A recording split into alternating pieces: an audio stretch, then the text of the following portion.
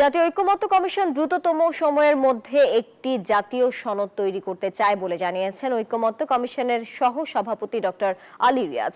আর NDM এর chairman Bobby Hajjaj বলেন, আওয়ামী লীগকে নিষিদ্ধ করাই হওয়া উচিত সংস্কার বিষয়ক প্রথম কাজ।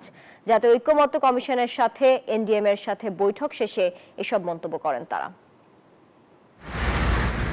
জাতীয় সংসদের এলডি ভবনে জাতীয় ঐকমত্য কমিশনের কার্যালয়ে চলছে রাজনৈতিক দলগুলোর সাথে ধারাবাহিক সংলাপ। 5টি সংস্কার কমিশনের প্রতিবেদনের সুপারিশের ওপর এই সংলাপ চলছে। তারই ধারাবাহিকতায় বুধবার এলডি ভবনে আসে জাতীয়তাবাদী গণতান্ত্রিক আন্দোলন এনডিএম এর 8 সদস্যের প্রতিনিধি দল। আলোচনা শেষে এনডিএম এর চেয়ারম্যান ববি হাজ্জাজ বলেন, ঐকমত্য কমিশনের 166টির মধ্যে 100টির সাথেই তারা একমত। এই সরকারের দায়িত্ব টেকসই ভবিষ্যৎ বিনির্মাণের জন্য বান্ডেল থাকলে প্রতি সেনমানিতে টাকা বাঁচবে।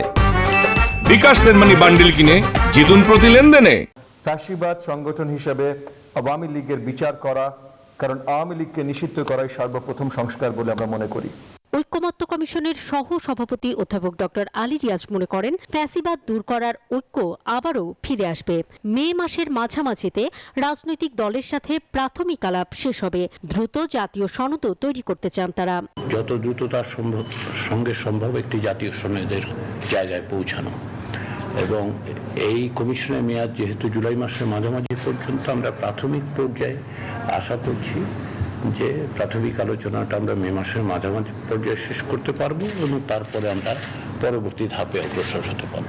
বিকেলে revolutionary communist league of Bangladesh ও ডেমোক্রেটিক রিভলিউশনারি পার্টির সাথেও বৈঠক করে ঐকমত্য কমিশন। অন্তরা বিশ্বাস, নিউজ 24, ঢাকা।